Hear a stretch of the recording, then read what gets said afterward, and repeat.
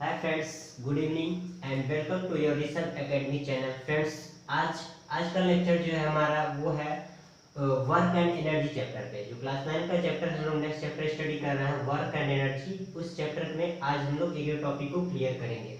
तो हमारे चैप्टर का नाम है work and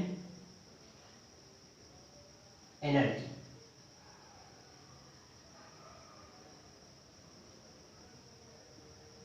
okay friends, chapter का नाम है हमारा वर्क एंड एनर्जी। ये चैप्टर नंबर 4 है, ठीक है। तो पिछले जितने भी मैंने चैप्टर्स पढ़ाए हैं उसमें जितने भी जो भी डाउट्स है आप लोग जो है उसको कमेंट सेक्शन में बताइएगा। जो जितने भी दिक्कत रहेगी सब क्लियर करेंगे। लेकिन आज के इस चैप्टर में हम बात करेंगे, सबसे पहला टॉपिक लेंगे वर्क, ठीक है। एक एक टॉपिक को क्लियर किया जाएगा। तो सबसे पहला हमारा टॉपिक होगा वर्क। वर्क क्या है? जैसे हमने आप डेली लाइफ में देखते होंगे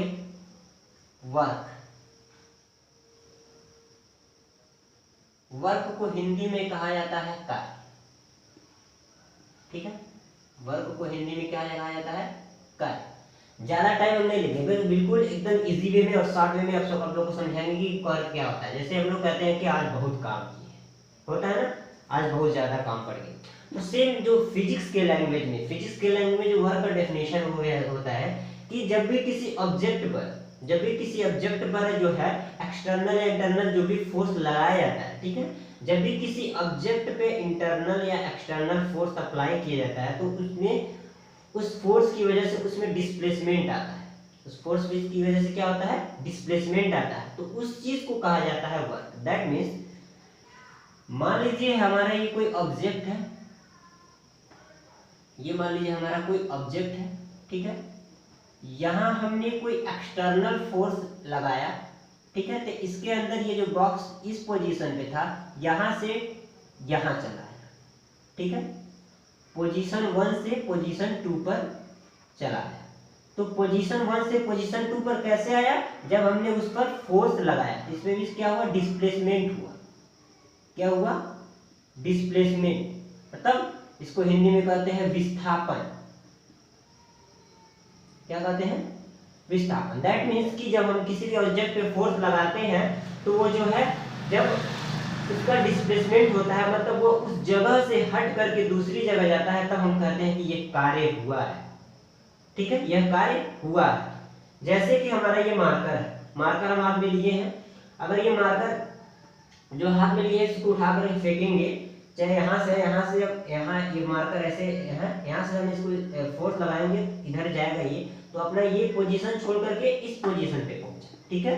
जैसे हमारा ये बोर्ड है, इसको अगर हम हटा रहे हैं तो इस पोजीशन से हम फोर्स लगा के हटा के दूसरे जगह जब करेंगे तो हम कहेंगे कि कार्य हुआ है।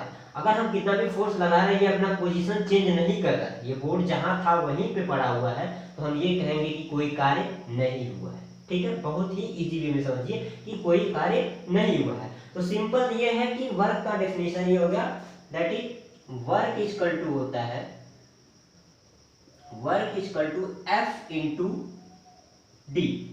जहां हमारा एफ क्या है? जो हम फोर्स लगा रहे हैं, और डी क्या है? जो फोर्स की लगाने की वजह से जिसमें वो डिस्प्लेसमेंट हुआ है, विस्थापन हुआ है, ठीक है फ्रेंड्स। यहां तक क्लियर हुआ? वर्क क्या होता है?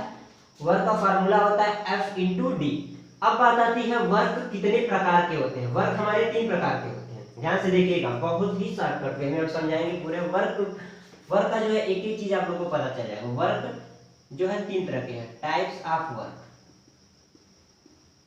टाइप्स ऑफ वर्क, ठीक है। पहला हमारा वर्क होता है पॉजिटिव वर्क। दूसरा हमारा होता है निगेटिव वर्क,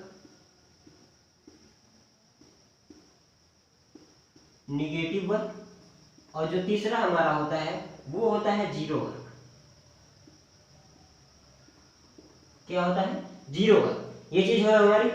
देखिए, हमने जाना वर्क क्या होता है। वर्क का यहाँ पे हमने फार्मूला भी लिख दिया, W equal to F into D, where F equal to force and D equal to displacement. अब हमने ये भी बता दिया टाइप्स ऑफ वर्क। वर्क 3 प्रकार के होते हैं, ठीक है। पहला पॉजिटिव वर्क, दूसरा निगेटिव वर्क, तीसरा जीरो वर्क। अब ये पॉजिटिव वर्क कैसे होता है, निगेटिव वर्क कैसे होता है, जीरो वर्क कैसे होता है, उसको उस चीज को हम समझेंगे, ठीक है। तो उससे पहले एक चीज और जान लीजिए, वर्क की जो यूनिट होती है, वर्क की जो यूनिट होती है, वर्क की जो यूनिट होती है वो होता है जूल।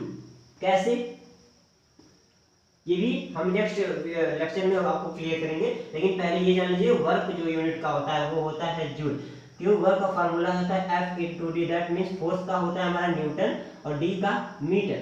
तो ये चीज आप इतना जान लीजिए कि न्यूटन मतलब फोर्स के साथ जहां भी डिस्प्लेसमेंट होता है तो वो तुरंत किसमें चेंज हो जाता है, जूल में, ठीक है।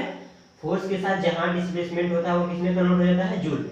अब आइए देखते हैं एक एक चीज, पॉजिटिव वर्क कैसे होता है, निगेटिव वर्क कैसे होता है और जीरो वर्क कैसे होता है।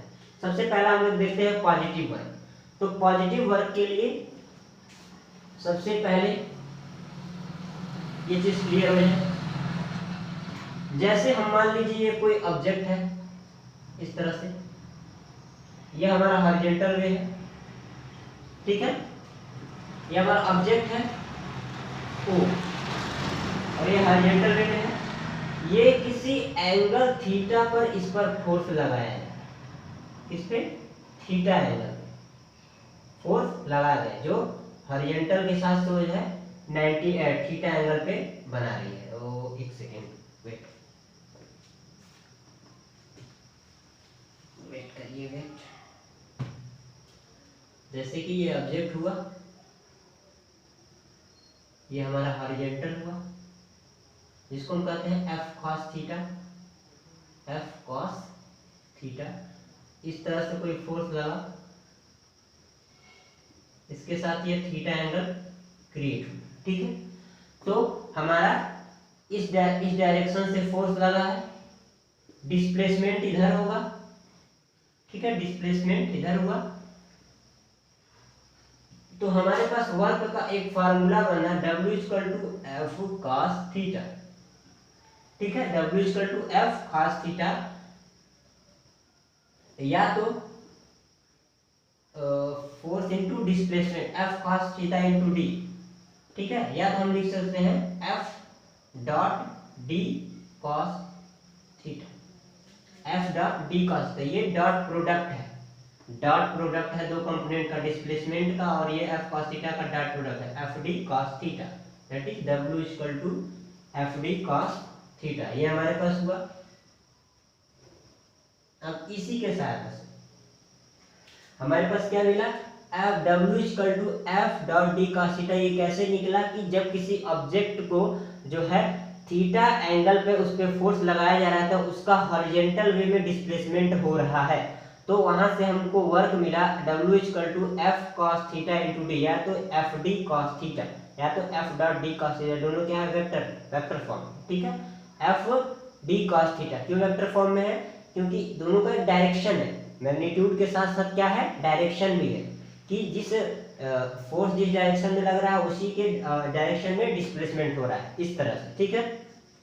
तो हमारे पास आया W = FD cos थीटा। अब इसी की मदद से हम देखेंगे, अगर theta is equal to 0 degree, theta is equal to 0 degree, then W बराबर F dot D cos 0 degree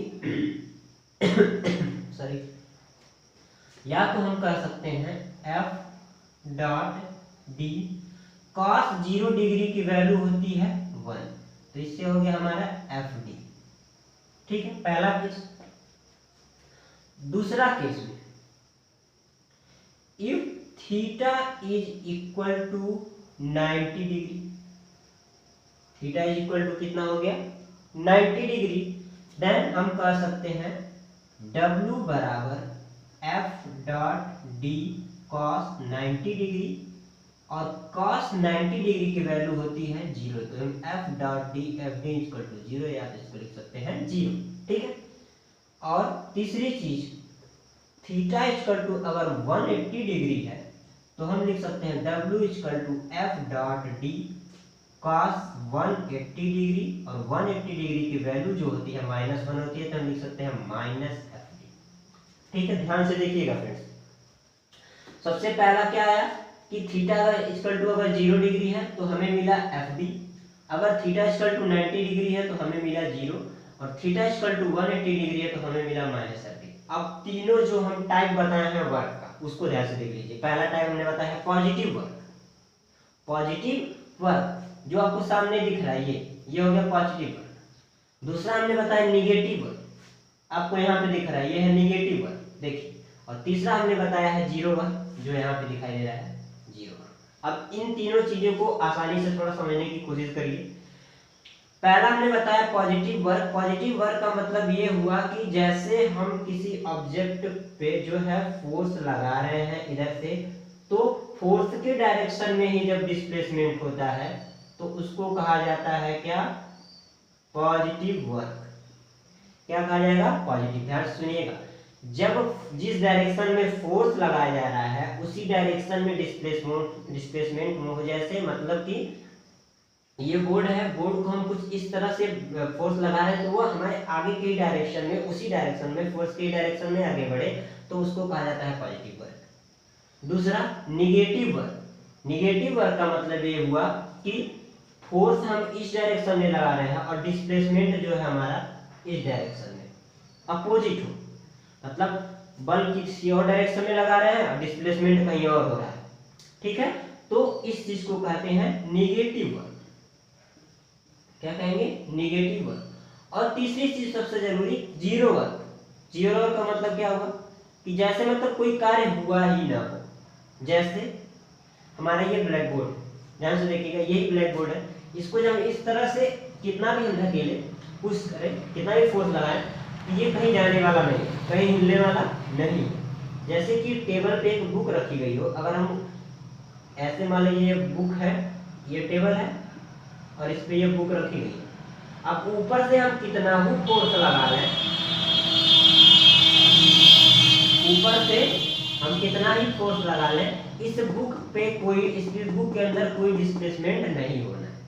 तो इस तरह के केस में इसको कहा जाता है जीरो वर्क। ठीक है फ्रेंड्स, तो आज के इस लेक्चर में हमारा जो वर्क टॉपिक था उससे रिलेटेड हमने सारी चीजें आप लोग को क्लियर की। अब बाय द वे अगर कुछ छूटा है तो आप वीडियो को देखिए, कमेंट सेक्शन में बताइए कि हमें ये चीज़ जो है समझ में नहीं है, ये चीज़ छूटा है हमसे, उसके लिए फिर अगली क्लास में जो है आप लोग को उसको कवर करने की कोशिश करेंगे। तब तक आप इस वीडियो को फ्रेंड्स पूरा देखिएगा लास्ट तक, और जो है फ्रेंड्स को अपने साथ शेयर भी करिएगा और हमारे चैनल को सब्सक्राइब जरूर करिएगा। Thank you.